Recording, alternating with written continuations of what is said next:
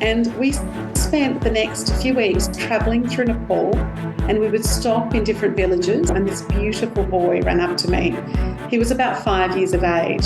So I unpacked my backpack and I gave him a candy, and literally about a minute later, his little sister ran up.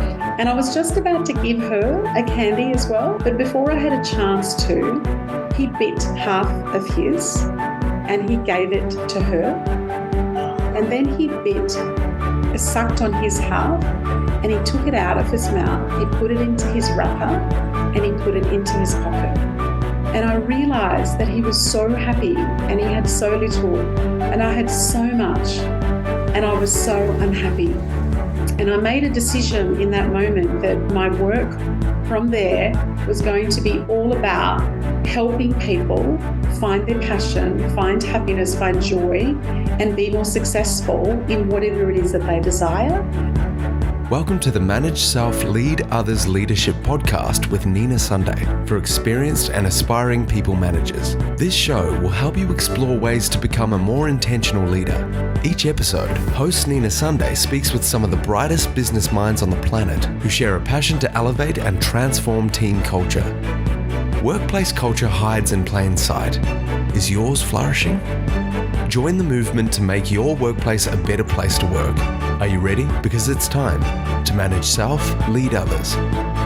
Born in India and growing up in Australia, Shivani Gupta qualified as an engineer before completing an MBA and working as a senior manager for Australia's BHP Billiton, one of the largest mining companies in the world. Author of 7 books, including Passion at Work, which helps managers create a happy team. This episode, Shivani shares a story about a life-changing trip to Nepal, finding her true passion that changed the trajectory of her life. Having owned several million-dollar wellness businesses and managing large teams, Shivani is now a keynote speaker and mentor. Welcome, Shivani Gupta. Sometimes managers don't build capability because they think, I've just paid you to do the job I've paid you to do, and they don't think their responsibility is to grow people's careers. At the same time, how can a manager find the balance between supporting high performers and then managing the non-performers and the ones that are high maintenance and take your focus? You know, the mental health of leaders is such a big issue at present. And so, making sure, and that leaders doesn't need to be the CEO, but it's also the people within it. So the managers and the leaders that they've got working for that. And that often also helps with that driving and productivity. And that's why organisations are having to provide more and more mental health support and conversations around that to get more productivity from employees as well. Yeah. And in my experience, Nina, most of the people I'm speaking to, managers and leaders and owners of businesses, the number one word, and they've done some surveys done at the end of 2022, the number one word that's coming up is exhausted. And so people are feeling burnt out. They're feeling that their resilience, even if they were very resilient, is feeling a bit worn out. And they're saying, look, I've just been giving so much of myself to my team, to myself, if I'm a parent, to my children. And that's great, but I've been just giving and giving and giving. And I feel very tired and I feel exhausted, and I'm not sure I've got the resilience or the juice to keep going. And so I think organisations need to be really aware of that, and that's one of the reasons that we are seeing people leave. Their values are being realigned, their passions are being realigned, and I believe that people are starting to leave organisations for that because they're saying, look, I'm not sure I can give it what I've given it in the past, or I'm not actually sure this is my passion, and I think perhaps I can live more simply and do that. So I think engagement and retention of your high performers is a very big issue at the moment, and will continue to be, I believe, in the next 3 to 5 years as well. So it sounds like informing anyone in an organisation how to maintain their own personal resilience should be top of mind at the moment. Would that be right? Absolutely, and also giving them tools and techniques and strategies to be able to cope with that. I mean, whether it's organisations even linking people up into apps that can help people have better sleep, have better rest, overnight. Some organisations are starting to provide some financial seminars and, linkages into financial planners. So what are the different stresses that people have? And traditionally, employers would have said, well, that's not my business, that's their business. But they realise that well-being and the holistic well-being of their employees is so important that they really start to provide some strategies around that for people. Well, anybody in an organisation, their whole life has to work for them to bring the best version of themselves to work. So I think a little bit of financial literacy can go a long way, mental health literacy. And, of course, are there any danger signs of that managers need to look out for if they think a direct report is perhaps be a little bit more than just a bit exhausted? Maybe they're got some actual mental health issue that they might not even be aware of themselves. Yeah, look, absolutely. There's some very definitive signs. One of those signs is obviously when people start to take a lot of sick leave or a lot of annual leave that's unplanned, and just looking at the data and the stats around that. The other way is to also look at how well people are showing up in meetings and on projects. And, some people where that they're highly energetic sort of people, the energy's down, they feel very flat. So I think it's really important to also equip managers and leaders to have those skills to be able to pick up those signs of, constant fatigue, tiredness, low in energy, lots of absenteeism, or being there. And that this notion of presenteeism where we're seeing people arrive at work, but they're not very present. And picking up some of those signs and having a conversation, the simple conversation of, look, are you okay in terms of what's happening for you? And then finding out and digging a little bit deeper and then connecting them to certain services, both inside the organisation and outside, depending on what you have available. And one of the ongoing themes of Manage Self Lead Others podcast is elevating team culture. And it seems to me that the old think was, well, we're just here to get a job done.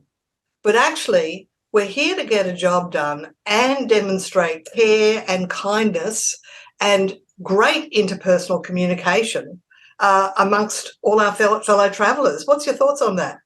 I believe that caring for staff more, in fact, I just wrote a blog post about this last week, caring for your staff is a secret that managers and leaders need to do. And people say, well, how much care? And the question I always answer, because I get that question a lot, Shivani, how much do I care? And I believe that, caring, is almost expected from people. So whether it's having flexibility in hours, whether depending on the type of business that you run, providing them that understanding where there's something gone wrong, whether it's their children or aging parents or somebody's sick in their family or themselves, and having that. Now, sometimes that caring, there's an expectation from some employees that you're going to be their full-time counsellor. That's over-caring, and I always say that you've gone too far, and then, managers and leaders that need to step back from that. But caring is a secret that I think every manager and leader needs to learn and find their boundaries of caring more, but not overstepping the boundaries. So what's the secret then to creating happy team members?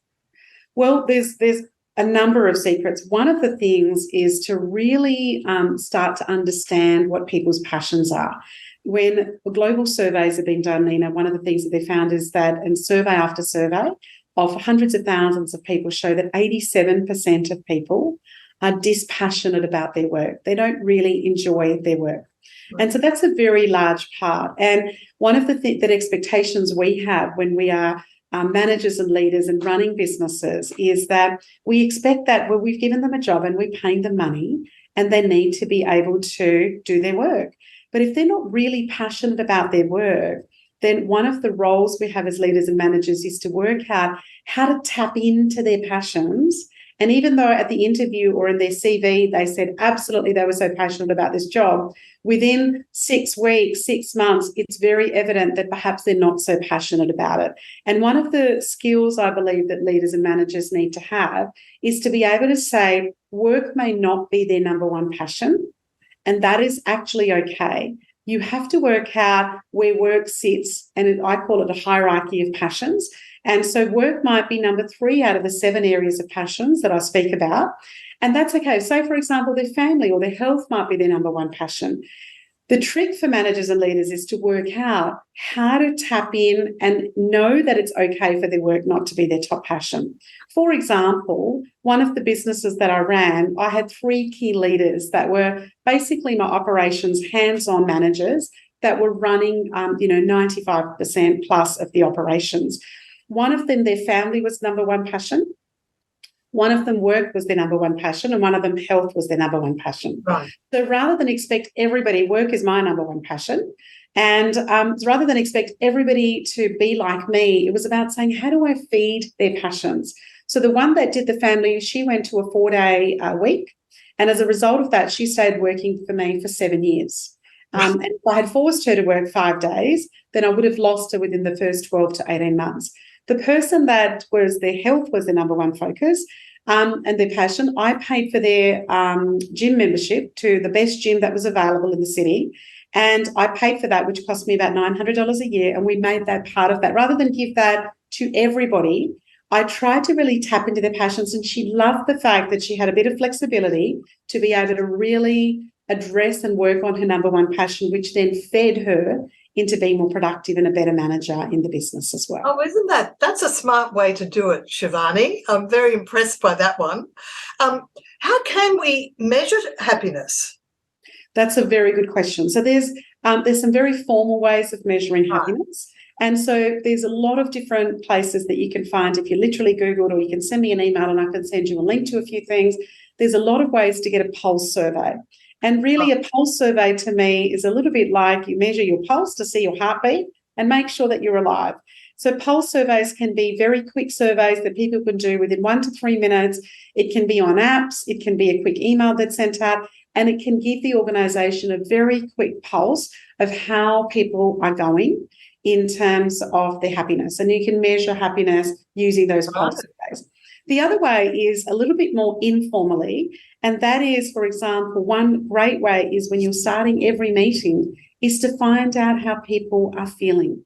And one of the things that we are not very good at, we are very good at thinking, but we're not often good at tapping into our feelings and then expressing them. So one of the ways that I always suggest to people is when you're starting a meeting, start off with a 1-word feeling. There is a feeling chart. We always think feelings might be good, great, not so good, terrible. But there's actually over 150 different types of feelings. And if you had a feelings chart available in your meetings, people could actually look at that, and over a period of time, they could start learning how they're tapping their feelings. They could talk about disappointment. They could talk about vulnerability. They could talk about that they're feeling really sad or upset. And that gives an opportunity for managers and leaders to understand what's happening at the beginning of the meeting and how well they're going and finishing off the meeting with a 1-word feeling word. And people might shift their feelings from feeling disconnected to feeling more inspired or connected, or that becomes a one-on-one conversation and a follow-up for that manager or leader to go, okay, that person's not doing so great. I'm just going to reach out to them and see how they're doing. So there's some formal and informal ways of checking with people how they're going. That's fantastic, because if you do notice a trend with one person choosing on the more negative or pessimistic emotions, they probably need a one-on-one to cover off on that. When you talk about mental health for leaders, you talk about adopting science-based techniques. What are some of those, please, Shivani? Well, one of the first things is meditation. And a lot of people I come across say, oh, meditation is so difficult. It doesn't need to be, maybe just very simple breathing technique. And one of the breathing techniques I teach people, I just qualified as a meditation teacher, is simply using this rule called 3-6-9, where you breathe in for 3, you hold for 6, and you breathe out for 9. And that's as simple as that. There's hundreds of different techniques finding it. Science has shown us that we need to meditate for a minimum of 12 minutes. So you could meditate for 5 or 6 minutes, and it doesn't, MRI scans and other scans show that it doesn't have quite the same benefits. Now, you won't want to start with 12 minutes. You might start off with 1 minute and you then build that practice up a little bit. The other technique is journaling. And journaling has again shown that when we give gratitude for what we have, it brings us more joy, and we also get very clear about it gets us into a better mental health state. So giving joy for little things, whether it's your home or your family or relationships or the money that you have. Somebody was speaking to me the other day that they're working on money, and they said one of the best ways to attract money is to thank it every time you spend it. Thank it every time it comes in. So giving gratitude for saying, wow, my client paid my invoice. How fabulous is that? Thank you, client. Or how fantastic. I've just gone out for a beautiful breakfast and a coffee and I've just spent $38, and how great that I can actually spend that money. And so gratitude creates more mental happiness and emotional happiness, because that's in there doing that. And the other one that's really important is exercise. So exercise has shown us over many decades that when we do, even if it's a light walk, we release our cortisol, we release our stress, and we start to create more oxytocin. We start to become better at managing whatever it is that we need to do. We sleep better. So there's a lot of science and evidence that shows that when we do those 3 or 4 things, they have a massive impact on our day. And I always say to people, do a 10-10-10. Like I do 10 minutes of journaling a day. I do 12 minutes of meditation a day, and I do 10 minutes of reading a day. That's my 32 minutes. And then I do a minimum of 30 minutes of a walk or a yoga or a stretch, but something for 30 minutes a day. So that 60 minutes a day is absolutely non-negotiable. And I have to do it because my kids are young and they get up fairly early. So I do it before they wake up. And my ritual, as I call it, is already done before they wake up. So you wrote the book Passion at Work. Are you saying that you've identified 7 passions? I have. So some people call them different things, but I've identified that there's essentially 7 areas of life and 7 areas of passion.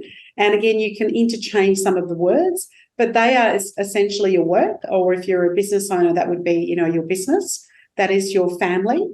That is your friends, and you create that difference between friends. Some friends might be like family, but you have friendships, and over time, sometimes we're more passionate about family and more passionate about friends. There's money, and some people like calling that wealth or investment in terms of what you do. There's obviously your health, and you want to be able to sometimes even divide that up into, so for example, meditation, people say, is that part of my health? Or, some people meditate for spiritual reasons or religious reasons. So, spirituality. And so when you look at all those 7 areas, one of the things is you consciously say, what do I want to master for this year? Right. So, for example, for me, for 2023, Nina, my top 3 passions are my work, my family, and my mental. And so mental for me is learning and reading. And I always set a goal in terms of how many books I want to read, how many podcasts I want to consume. And so then, because you get very clear about mastering those, the other 4 I still have to do, but I might not be able to master them. And so I always say to people, consciously choose what you want to master, and then you get very clear about how you're going to do that. When it comes to even just coming up with a technique, I always say to people, have a science-based.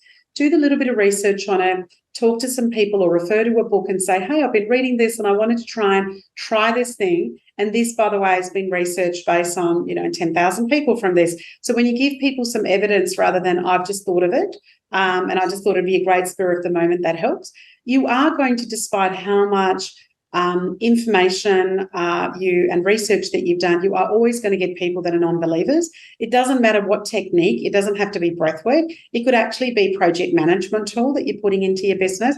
There'll always be the naysayers. Now, change management and some of the books that I've read talk about, it varies between 20 and 30% of people that, irrespective of how great what you're trying to position as a leader or manager, there'll always be between 20 and 30% of people that'll just go, whatever, or I'm not that interested, or still be disengaged at the end of your great ability to be able to do that.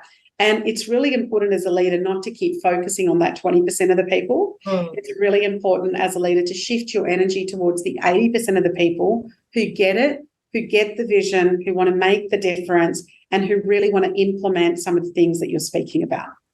And some brave organisations, global organisations, have actually named their culture along those lines. And I'm thinking of Accor, which is the global hospitality group.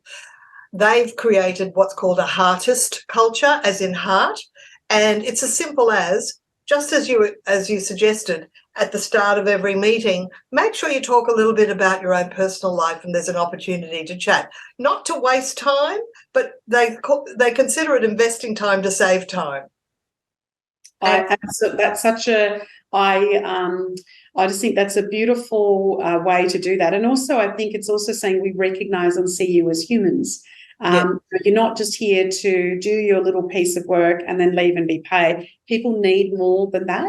And with a global shortage of, skilled people, we actually need to be doing things differently to be able to say, whether it's the hardest culture like Accor or other places that are going, I can't just do it to get a tick in the box. I genuinely need to come up with something in my culture that people resonate with and they go, yeah, people here, I feel cared for, I've taken, and I know that people that have been try to be poached from different organisations who haven't taken those jobs up, even though they've been offered more money, because they feel fabulous in the culture that they're in and they feel really happy. Money is not always the number one factor when people are looking at jumping jobs, but when your culture is great, people then go, actually, I love working here. And even though the money's more and that would help me have maybe a slightly bigger holiday, I think I'm going to stay put because I really love being here. And that's the kind of culture that you want to create as leaders, so that people want to stay with you. And while they're there, they want to be highly engaged and do lots of great things. And, of course, some of the people listening to this podcast episode might be a middle manager or an aspiring manager, and they may want to try some of these new behaviours that you're describing, but the senior leadership is a bit ho-hum about it and isn't really supportive. What can you suggest they say to actually gain acceptance from top down? Yeah, well, there's a couple of things. I speak a lot about the circle of influence, and it's such a simple and a very old model that's been around for hundreds of years. And I literally draw a circle and you write the circle of influence in it. And your influence as a middle manager or an aspiring middle manager may be, look, I really want to introduce this to my team. So that's within your circle of influence. Yes. So I would say, let's start off with your team. Let's start introducing it. Let's do a trial and error, see what works. What doesn't work, you discard it. What works, let's repeat it, rinse and repeat it, and let's keep doing more and more of that. You can sometimes start to do that and then share some of those results with your senior managers and say, look, we've been doing this in our team. It may not work for every team, but I wanted to share this about, with you. My other experience is, Nina, and I'm generalising a little bit here, is that middle managers, one of their roles is not only to be, whatever the job that you do, whatever the team that you're leading, whatever industry you are in, yes, it is to lead people, but it's so important to manage people up. And it's a real skill that you need to look at. And I call that marketing. Like, people talk about marketing in businesses, and that's marketing, but it's also marketing of yourself and your team. And so it's a real skill that managers need to learn. I talk about that a lot. There are some very simple ways. And one of the simplest ways is knocking on somebody's door, forwarding them an email when you've had a success in your team and saying, hey, just thought I'd let you know, we had a great win. Joe did this in my team and we got this fabulous result. I thought I'd share it. Regards, Shivani. That was it. You know what's good about that, Shivani? That's making your work visible. And I think a lot of people think that if they just work hard and do a good job, it'll automatically be recognised. No, you have to promote yourself and promote your results, your good results. You have to promote. You have to learn how to do that. And again, I remember my dad, who's one of the smartest people I know. He's an engineer. His career stalled because what he was good at was things doing very well technically. What he was not so good at was marketing himself. And he also came from that era, he didn't think he needed to market himself. Whereas people who were not so good technically, they weren't silly, but they were not as smart as him intellectually, but were better at marketing themselves, I saw their career skyrocket. And I've seen this over and over again. And I say that to people. Also with senior leaders, data is wisdom. And wisdom is what you want to present to people. So gathering the data in terms of saying, look, here's the stats. Here's the data. Here's what we've achieved. It's not a hearsay. You want to present evidence to people that are higher up, and evidence can't be fought with. So when you say, look, we've tried this and this is what's happened, or when we've done this, this is the engagement, or we've had very few people resign, our turnover has been very low because we've done these things, then you've got evidence and data to be able to present to some of those senior leaders that, perhaps aren't listening.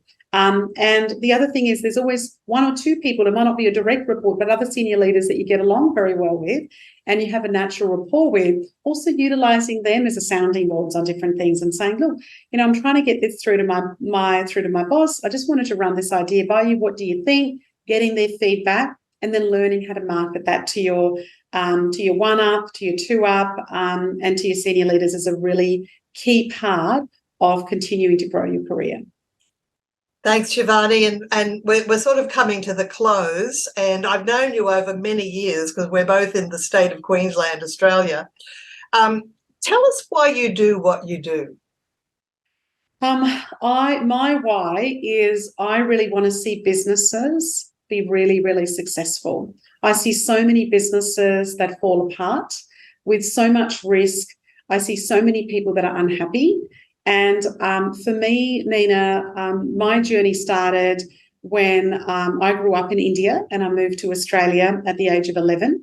And I had parents that didn't have a lot of money. So education was really important. So I followed the right steps. I became an engineer. I did my MBA. I got a corporate job. I got a senior corporate job and I got more and more senior. By the time I was 30, I was in a very senior job working and traveling globally. And then I had the opportunity to go to Nepal. I'd already cancelled my trip to Nepal 4 times. And I thought, no, this time it was just after September 11. And I checked with the Australian authorities and it was safe for me to travel to Nepal. So I went. And when I arrived in Nepal, I was the only person on this tour. Every other person had cancelled their trip. So I was the only person on this tour, and I had a tour guide. I had a cook and I had a Sherpa. And we spent the next few weeks traveling through Nepal, and we would stop in different villages. And I have always loved kids, even since I was a teenager. And one of the things somebody had shared with me was that if you carry these bag of candies or lollies, which are like 1 cent each, then often when kids run up to you, you can give them that, and that's a really lovely way to interact with them.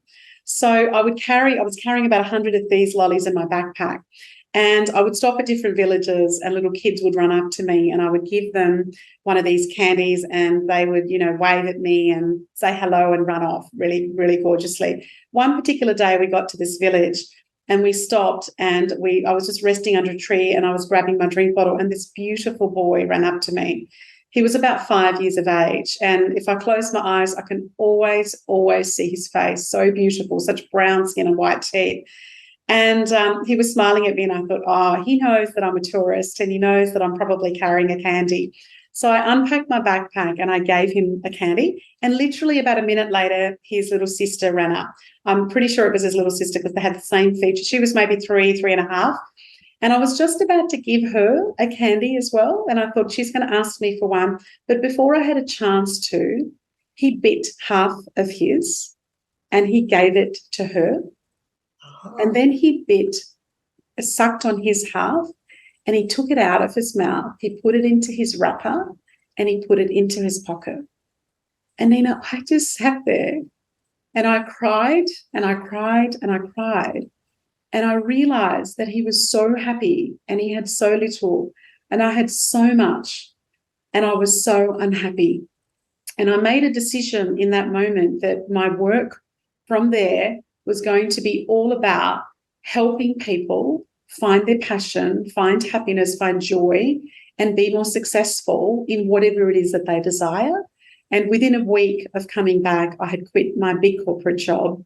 And I had quit my relationship that I was very unhappy in, and I started on that path. And that was 20 years ago. And very interestingly, I'm speaking to you on this podcast today, and this Saturday, I go back to Nepal.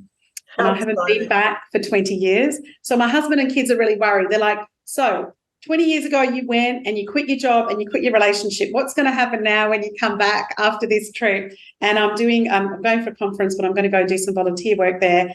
And I'm so excited to see where that next transformation comes. So that's my why, is to really help people find joy and happiness and success, particularly in their work, and making sure that they feel good enough, they do what they love, and they also find a lot of success in it, whether they're a small to medium business or whether they work for other people as well. Oh, Shivani, it's been a true joy speaking with you today. You're a very wise person, and I appreciate you sharing the wisdom with us all. And I wish you a wonderful trip to Nepal. It's been 20 years. I can't wait to find out your response to that experience. So enjoy your call to adventure, and thank you for being with us today. Thank you, Nina. Thank you. It's always a delight talking to you. We've been speaking with Shivani Gupta on the Manage Self, Lead Others podcast for experienced and aspiring people managers. I'm your host, Nina Sunday. Thanks for listening. Contact details are in the show notes. Remember to subscribe and feel free to connect with me on LinkedIn. Catch you next time. Nina Sunday is on a mission to help leaders transform culture. To book Nina Sunday CSP to speak at your conference, visit ninasunday.com to request a proposal. Nina travels from Brisbane, Australia for in-person presentations Australia-wide. Twice certified virtual presenter, Nina Sunday presents virtually, globally, for any time zone.